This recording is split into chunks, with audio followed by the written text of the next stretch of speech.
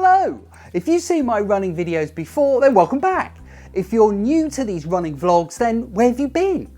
Thanks for joining me, you are very welcome.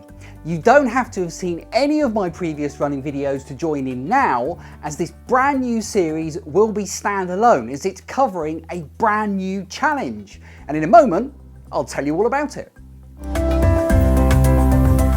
I'm Andy Clayton and I make videos about lots of different subjects, so if you want to see more, please like, subscribe and hit that notification bell.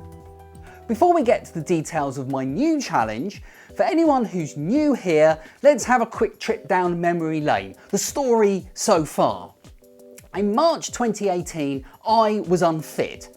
I wasn't a total slob as I have dogs and I take them out for a walk every day.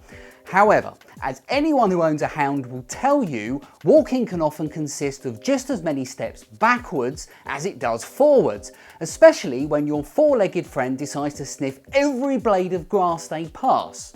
It hardly gets the blood pumping. I was all too aware of that fact, and once or twice over the years I did try to do something about it. I went to a gym for a while, yeah right, I attempted running a couple of times, but stopped anything I tried just as quickly as I'd started it. I just didn't have the structure and motivation to make a go of it. That all changed one day in March 2018 when I stumbled across a piece on the BBC website about Couch to 5K. I'd never heard of it, but by the end of the article I knew this was something that I wanted to do. I started on it within days using an old pair of trainers and the most appropriate clothing I could chuck together. There are loads of videos on this channel all about my journey on the programme, right from before I started up to graduating. I cover every one of the 27 runs in Couch to 5K. Be sure to check out those videos. There are links in the description at the end of this video, and if your viewing device supports it, there's a link up there in the top right hand corner of your screen. Once I'd completed Couch to 5K, two things happened. Firstly, I went on holiday, and secondly, the weather really warmed up. Those two factors combined to stifle my running progress, and after June 2018 and well into 2019, I never got back to running for 30 minutes. As I approached the first anniversary of starting Couch to 5K, I set myself a brand new challenge: to run 5K.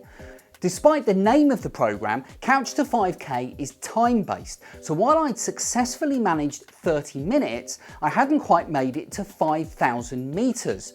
There's another series of videos on this channel all about how I got on with that challenge. Spoiler alert, I made 5K. The longest distance I've achieved is fractionally below 6K, however my usual distance at the start of this brand new series is to regularly run 5K. I'm going out twice a week to do that. So you're up to date and ready to hear about my new challenge, and it's this. I've decided to double my current distance from 5K to 10K in 3 months. And that 3-month target is set in stone because to add a little jeopardy to the whole thing, I've signed up for a 10K event taking place in October. I literally have 3 months to double my distance. Between the end of the last set of videos and now, my 5K runs have mainly consisted of interval running. If you saw my very last video of the last series, you'll know that I just discovered the interval tracks to listen to and was trying them out as an experiment. I found that they work pretty well, and there's a 40-minute interval run with a slow start and end that generally gets me to just over 5K, so it's been fine for the last few weeks. However, I need to plan for 10K. Let's take a short break and go for a run. Hello. Now, I thought I'd do some video on today's run because I'm doing something very slightly different today. And it's an early morning run, so if I sound a bit bleary-eyed, it's because it's first thing in the morning. And not only is it first thing in the morning, but it's first thing on a Sunday morning. It's about 8:15 in the morning, which, let's face it, is the middle of the night. Any sane person at this time on a Sunday morning is still in bed. I didn't know this time on a Sunday morning even existed, if I'm being honest, but I'm picking a bit quietly because there's nobody about. It's really quiet. So this is weird. But the reason that I'm recording the video is because I say I'm doing something slightly different. What I'm doing is I'm going to try and do a whole run at a pace, a particular pace at 175 BPM, because I'm doing this interval training. It seems that 175 is quite a comfortable pace for me. Now, the question that I have at the moment is whether I could do an entire 10k at 175, and I think that's probably unlikely. Maybe I'll need to settle on a slower pace. But I thought, well, what I'll do is I've downloaded some music from this music streaming service I subscribe to that is at 175, and I'm going to do maybe a slower warm up and a slower warm down, cool down. But the bulk of the run, I want to try and see how well I get on doing or sticking to 175. That's my plan this morning. Yeah, I know. I can't believe I've got up again this early. So I haven't even had a cup of tea. I know.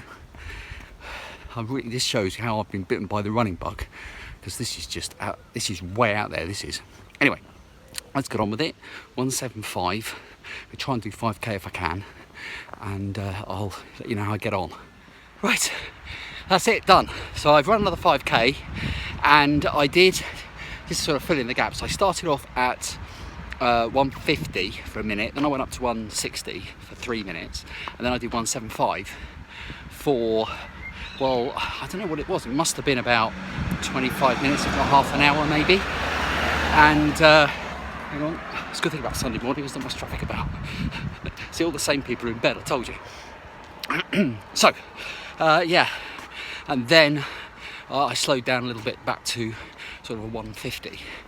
And this sort of puts me in a bit of a dilemma, really, because this is like a fact-finding mission to find out what pace I might want to go at in the 10k.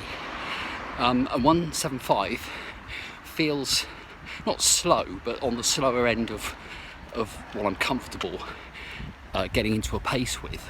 However, after 5k, I was starting to feel a bit tired, and of course that's only half the distance. So does that mean that will come better with training as I put in more distance? Probably yes.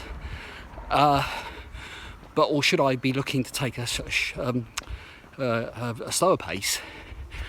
I don't know, 160 or something for a longer period. I really don't know. This is where sort of my naivety comes out of it, my lack of knowledge about this whole running thing.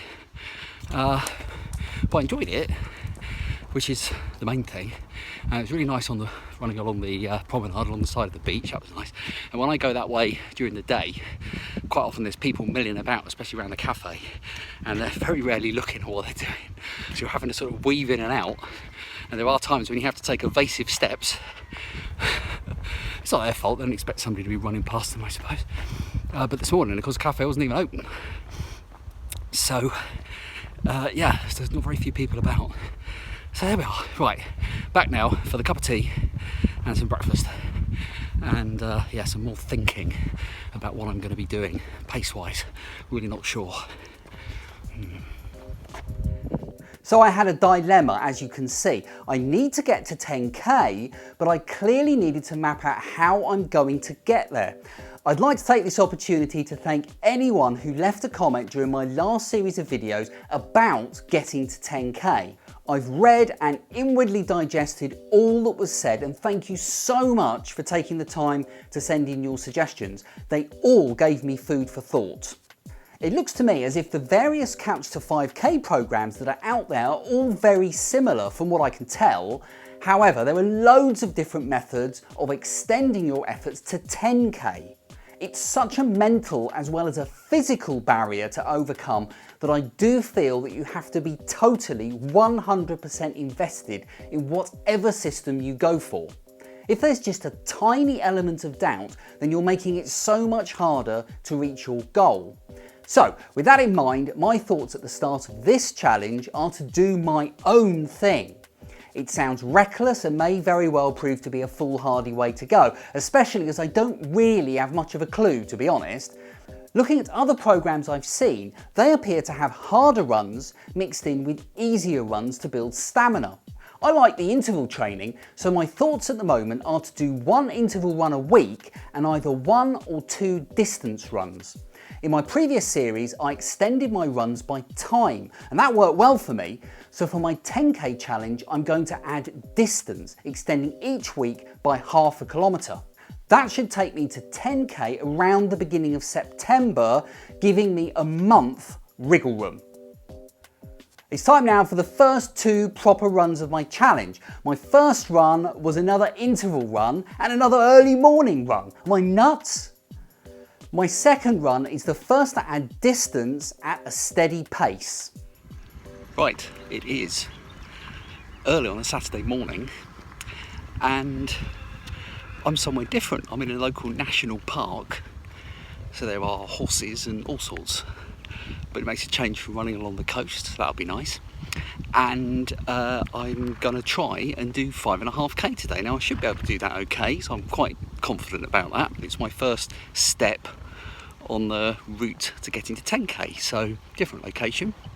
I've downloaded some more music. I was looking for 165. I think I might be a better steady running pace. But I only had a quick look this morning before I came out, and what I found was some 70s and 80s tracks, and it starts at 150 and builds by 1 beat per minute per track, which isn't ideal, but yeah, I'll give that a go. There's so many out there actually, there's so many tracks out there on the streaming services, but they don't seem to be quite well organised. I want 165, but I haven't looked that hard yet, so it's possible that perhaps I'm just not searching for the right things. Anyway, let's get going, and I'll see you on the other side. Whoa, 5.5k. Now I'm not going to tell you, I'm not going to lie to you, that was hard. It's really warm today. It's Saturday morning, but this is the weekend where they had really hot temperatures in mainland Europe. So although I'm on the south coast of the UK and we haven't had anything nearly as bad, it has been warm. I mean, overnight, last night, I think, got a thermos temperature gauge on the bed, so one of the bedside clocks in the bedroom, and I think it said something like 26 or something over. I mean, it was warm anyway. I live in a chalet bungalow, so they always get hot upstairs, don't they? So yeah, so I did take it really slowly. So I did 5.5k, but I ran for 42 minutes, and running for 42 minutes in, let's find some shade, in this sort of climate, you know, is pretty good, really. Sorry. There wasn't a lot of shade in the area that I'm lying on. That sounds daft because it's a forest, but I did manage to find a few bits. But I came along, my wife came along with me and was cycling, so I didn't want to sort of disappear too much into the trees because we're supposed to be kind of out together. But after about 3k, I had to disappear into the trees for a bit because I was just getting so hot. So I don't know where she is now. Perhaps she's found a tea room. I don't normally bring a drink with me on a run, but I did today, and I'm really pleased that I did because it's so oppressively hot that I did need to have some of this on the way. Perhaps you wouldn't normally on a 5k or just over, but yeah, it was good. Oh, one other thing, a tip that I picked up on one of the running pace things, the interval training, and the lady on there was saying, remember to pump your arms, because it's really easy to forget your arms. Maybe you concentrate on making your legs move forward and not falling over. That you forget sort of that you should really pump your arms. And with this run, when I was finding it a bit hard going, I thought about that, started pumping my arms a bit more, and that really helped actually. That helped to sort of give me a bit of energy to spur on a bit. So, little tip there. I'm not going to start giving tips, goodness, I don't know what I'm doing. Right, so that's my first sort of distance run. I didn't know how I was going to get on because of the heat, but I cracked it, so that's brilliant. I'll keep reviewing how I'm progressing, and there will be regular YouTube updates during my 3-month challenge, right up to the 10k event in October. So I'd be delighted if you join me for the whole thing. What do you think of my plans? Am I totally bonkers? Should I be using an off-the-shelf program rather than doing my own thing? Be sure to leave your comments below, as I always like to hear what you think. Don't forget to like this video if you enjoyed it, and please subscribe to the channel, as that's what makes me want to make content. Thanks so much for watching. I'm Andy Clayton. I'll catch you next time.